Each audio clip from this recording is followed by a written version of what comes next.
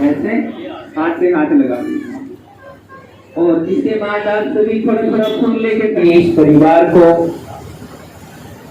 साधुवाद देते हैं। इस परिवार ने हमारे माननीय सुल्तान सिंह जी के परिवार ने आज अपने पिताजी की अंतिम शोक सभा में अपने महापुरुषों के अनुसार जो है ये क्रिया किया। मेरे बंधुओं, मेरी बहनों, मेरी माता बहनों, जो आज आप देख रहे हैं इसी तरह का कार्यक्रम वर्षों से, हजारों वर्षों से चलता रहा है। आज हम पहुंचे हैं डेहरी मोहल्ला रोहतक में। डेहरी मोहल्ला एक विशेष मोहल्ला रोहतक का रहा है और उसके अंदर लहरी जी बच्ची जो कि बाबा साहब से कई बार मिले, जीवन में आंदोलनों में भी बाबा साहब रोहतक आए, उसमें भी मिले। उनके जो सुपुत्र सुल्तान भट्टी जी हमारे बीच नहीं रहे, जो कि 1 जून को चले गए। 1 जून के बाद आज 6 जून को उनकी आदरांजलि सभा रखी गई। आदरांजलि सभा में बौद्धिक की रीति रिवाज से वो निभाई गई। उनके पुत्र बैठे हैं हमारे पास, महेंद्र भट्टी जी, उनसे जानना चाहेंगे। जी महेंद्र जी।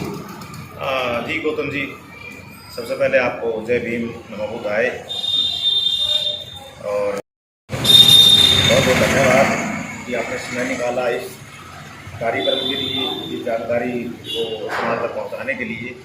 साथ साथ आपकी मूव इंडिया की जो भी टीम है उसको मैं साथ साथ है सबसे पहले धन्यवाद देना चाहूँगा। अब जैसा आपने सवाल किया तो हेडलाइंस आपने बताई कि हमारे दादाजी के बारे में आप जानना चाह रहे हैं और उनका क्या प्रभाव हमारे परिवार पर आज तक रहा। आज क्योंकि पिताजी 1 तारीख को उनका देहांत हो गया था और आज श्रद्धांजलि सभा थी, तो बहुत सारे लोग आए थे और 2 दिन सारी रीति रिवाज से हमने उसको परिपूर्ण किया।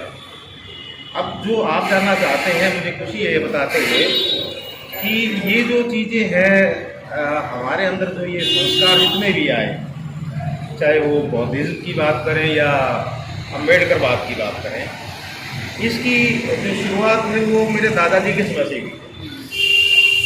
तो वो अगर बात करें तो जितना हम लोग छोटे थे उसी समय से ये प्रभाव हमारे अंदर था। तो सबसे पहले तो एक बहुत ज़रूरी बात मैं आपको बता दूँ, नारा है या हम एक दूसरे को जैसे नमस्ते की जगह सभी जय भीम हमारे कम्युनिटी में एक बड़ी कॉमन चीज़ है। जी जी। उस समय पे मतलब अगर जय भीम की बात करें तो मेरे दादाजी ही अकेले थे इस पूरे एरिए में जिनके मुँह से सिर्फ जय भीम ही निकलता था और कुछ, और उनको जय भीम के नाम से ही जाना जाता था। और धीरे धीरे यहाँ तक की बात है कि अगर किसी को हमारे घर पर अगर आना होता था तो वो ये बोलते थे कि जय भीम के घर जाना। तो इतनी एक पहचान जय भीम की हमारे दादाजी की वजह से की। तो जय भीम का मतलब जैसे जैसे समय गुजरा तो पता लगा कि ये जो हमारे दादाजी थे हरी सिंह जी, बड़े दबंग आदमी के बाद उनका ज़्यादा समय जो है वो जो बाबा साहब ने जो अपने लड़ाई लड़ी, संघर्ष किया, उसके दौरान जो भी गतिविधियाँ रही बाबा साहब की, जो आंदोलन हुए, उसमें हरियाणा साइड में जो प्रमुख आदमी होते हैं उसमें से मेरे दादाजी है और वो उनकी बातों में भी झलकता रहा। बहुत सारे आंदोलनों में हिस्सा लिया और उनकी इसी प्रतिष्ठा को देखते हुए बहुत बाद में एक मैगजीन होती थी, मुझे सन तो एग्जैक्ट याद नहीं है, बहुत साल पहले की बात है, कि एक पत्रिका मैगजीन निकलती थी बहुत प्रतिष्ठित थी, संडे के नाम से। संडे उस मैगजीन का टाइटल होता था। तो उसकी जो टीम थी वो एक हमारे घर ही आई थी, उसमें भी हम कच्चे घर में छोटे मकान में ही रहते थे। तो उन्होंने बताया जब उनका आने का उद्देश्य हमने उनसे पूछा तो उन्होंने भी हम लहरी सिंह जी से मिलना चाहते हैं, और हमारा जो उद्देश्य है वो ये है कि हमें ये पूरी जानकारी मिली है कि बाबा साहब के आंदोलन से, उनकी पार्टी से जुड़े हुए कुछ मुख्य आदमियों में से लहरी सिंह जी हैं, जो कि अभी जीवित हैं और इस एड्रेस पे रहते हैं, वो हमारे घर आए और उन्होंने फिर काफ़ी सारी बातें की मेरे दादाजी से, और उन्होंने पूरी जानकारी देने के बाद उस अपनी पत्रिका में 2 पेज का आर्टिकल लिखा, जिसमें कि मेरे दादाजी का फोटो, जो कि मतलब मुझे पूछा गया था कि इस हालात में अपने अधिकारों के लिए आप वो के लिए क्या कैसे लिए जाएंगे, तो उनका सीधा ये उन्होंने जूता निकाल के, और ऐसे जूता निकाला उन्होंने, और मतलब लिटरली मैं आपको बता रहा हूँ कि सीधा जूता निकाल के जो संपादक थे उनको एड्रेस किया था कि ये जूते देखने पे मिलते हैं, आराम से हमें यहाँ कुछ मिलने वाला है, इससे सरकार है मैगजीन ने जूते समेत की फोटो, और हाँ वो बिल्कुल एग्जैक्टली जो क्योंकि वो उन्होंने वो उस आर्टिकल के बीच में बिल्कुल सेंटर में वो फोटो लहरी सिंह के टाइटल के साथ ये फोटो ही उनकी छापी, और उसके नीचे उनका वक्तव्य भी युवा लिखा। वो पत्रिका हमारे पास है, लेकिन समय के अभाव के कारण मैं आपको वो उपलब्ध नहीं करा पाया, समय मिलते ही वो मैं आपको उपलब्ध करा पाऊँ। वो मैगजीन वाला जो चर्चा वो संपादक है, तो हमें दादाजी के व्यक्तित्व के बारे में पूरी जानकारी हो जाता था। समय चलता गया, और जैसे बाबा साहब के जो मुख्य जो उनकी पर्व से उनका जो एम्फोसाइज उनका सबसे ज़्यादा जोर रखते थे, जैसे शिक्षा, संघर्ष और संगठन जरूरी है, तो उसमें ये देखने को मिला कि शिक्षा जरूरी। तो मेरे दादाजी जो कि बड़े एक गरीब परिवार ही कहेंगे, मजदूर परिवार होता था, पहले सभी गरीब होते। हाँ बिल्कुल। तो उसमें भी उन्होंने मेरे पिताजी को पढ़ने के लिए प्रेरित किया जी। और में अगर आप जानकारी लेंगे तो मेरे फादर की जो एकेडमिक गोल अगर आप देखें तो वो सबसे बेस्ट उनके जीवन का।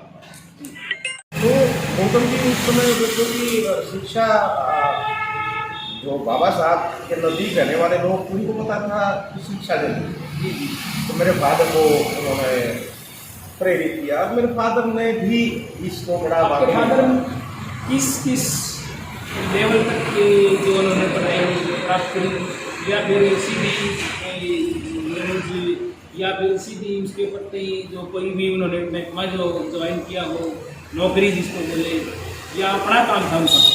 नहीं, अपना काम नहीं था जी जी। और सबसे पहले वो ये था कि उन्होंने एक कोऑपरेटिव इंस्पेक्टर के रूप में काम किया था हरियाणा गवर्नमेंट में नौकरी। सुल्तान जी ने सबसे पहले कोऑपरेटिव इंस्पेक्टर जी। तो उसके बाद जो है उनकी पोस्टिंग कुरुक्षेत्र रही कई साल, तो उसी दौरान उन्होंने कुरुक्षेत्र यूनिवर्सिटी से ला किया LLB उन्होंने वहाँ से नौकरी लगने के बाद नौकरी लगने के बाद में ला किया। हाँ बिल्कुल, क्योंकि साथ में नौकरी का के साथ में ला के आप प्रोविजन है तो वो उन्होंने वहाँ से ला किया। ला करने के बाद जो विशेष बात थी, मेरे फादर की क्वालिटी को देखते हुए जो कोऑपरेटिव डिपार्टमेंट है उन्होंने उन्हें एज ए लेक्चरर अपॉइंट कर दिया। जो कोऑपरेटिव डिपार्टमेंट का एक इंस्टीट्यूट है, कोऑपरेटिव ट्रेनिंग इंस्टीट्यूट, जो CTI होता है जी जी, जिसमें मिनी बैंक या कोऑपरेटिव बैंक जो सेक्रेटरीज वगैरह होते हैं सबकी ट्रेनिंग वहीं होती थी। तो वहाँ पर वो कोऑपरेटिव लॉ पढ़ाते थे। तो वो उनके कैरियर का एक जो उनके अंदर इनबिल्ट जो एक टैलेंट था उनका उसका बेस्ट टाइम था। तो उन्होंने उसमें काफ़ी करीबन 20-22 साल वो लगा लेक्चरर में भी गुजारे। रोहतक में CTI होता था हरियाणा में, एक इधर होता था। तो उसमें जाने के बाद साथ वो किया। उसके जो अलग गुण थे, ये तो एक बात आती है कि एजुकेशन और उन्होंने अपने आप को एस्टेब्लिश किया। अपने एस्टेब्लिश करने के बाद उन्होंने लेक्चरर करने के बाद थोड़ा सा एक स्टेटस बढ़ जाता है। उनसे और जानना चाहेंगे जितेंद्र जी। जी, जब एक मुद्दा है पुराना जुड़ा हुआ, वो हमारा बहुत पुराना नाता है इस परिवार से। और जो कि दादाजी छोटे लहरी सिंह थे, 1988 में छोटे छोटे जब होते थे तो हम उनके पास बैठते थे और वो हमें आंदोलनों की कहानियाँ सुनाया करते, जो बाबा साहब के साथ वो जंतर मंतर पर जो बाबा साहब आते थे, और वो एजुकेशन में यहाँ से सिंगल वो ऐसे पर्सन थे जो देवे सिंह जी वो पहुँचते थे। तो हमारा बड़ा इंटरेस्ट होता था उन बातों में, और मैं स्पेशली दोपहर के टाइम आता और उनसे वो बातें प्रेरता और वो मेरे को बातें बताया करते। उसके बाद हाँ, उसके बाद बाबा साहब के बारे में प्रेरणा मेरे को वहीं से मिली। और फिर इनके चाचा जी थे फूल सिंह भट्टी जी मान्यवर, वो मान्यवर साहब काशीराम के साथ DS कोर के समय से ही रहे, तो DS कोर को भी जानने के लिए बहुत कुछ फूल सिंह भट्टी से हमें मिला। चाहे उसके बाद वो एक राजनीतिक रूप से पार्टी बनी है बहुजन समाज पार्टी, उसके बारे में भी हमें फूल सिंह भट्टी जी से बहुत कुछ सुनने को मिला। सबसे बड़ी बात ये, फूल सिंह भट्टी जी के साथ ही काशीराम जी से भी मिलने का हमें सौभाग्य जी। अच्छा, आप भी काशीराम जी से मिले हुए? हाँ, हम मिले हैं जी दिल्ली मयूर रोड पे 1998 में मिले हैं जी मानवर साहब काशीराम जी से, क्योंकि फूल सिंह भट्टी जी से उनके डायरेक्ट संबंध थे जी जी। और वो उनसे चर्चा साहब काशीराम जब रोहतक आए तो भट्टी जी के घर आए? भट्टी जी के घर आए। बहन कुमारी मायावती जी जब से पहली बार आगमन रोहतक में हुआ जी जी, उनका किसी कारणवश प्रोग्राम नहीं हुआ, लेकिन वो भट्टी परिवार के घर में ही, जब भट्टी परिवार एक छोटे से मकान में रहता था कच्चे में, तो वहाँ वो उनके आकर उस स्टूल पर बैठ गया, स्टूल में घर में रखा हुआ। अच्छा। और उसके बाद जब DS कोर साहब काशीराम ने शुरू किया तो वो लोग भी, जो नहरी सिंह जी ने जो बाबा साहब के साथ काम किया था, उन्हीं के कारण वो वहाँ पहुँचे। तो DS कोर का भी जो स्टार्टिंग हुई तो वो भट्टी परिवार की है। बहुत बड़ी साहब काशीराम जो रोहतक के अंदर आए हैं,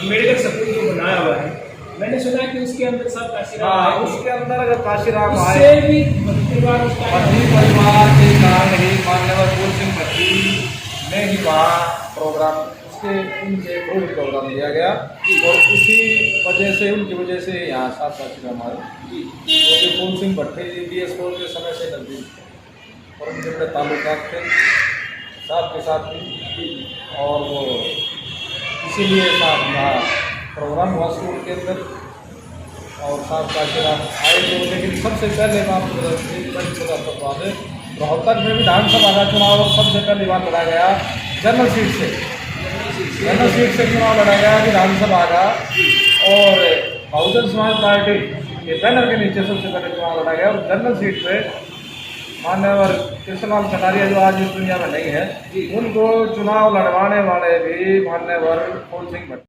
और ये कौन से सन की बात है सर? 1987 में इलेक्शन लगा, 1987 में। हाँ, मान्यवर कृष्णलाल कटारिया जी उसको उसमें उम्मीदवार बनाया जी जी। और वो भी उसमें भी जो टिकट जो फाइनल की साहब से जो वार्ता हुई, तो वो उसमें भी मान्यवर फूल सिंह भट्टी जी का अहम किरदार। भट्टी परिवार का मैंने हाँ,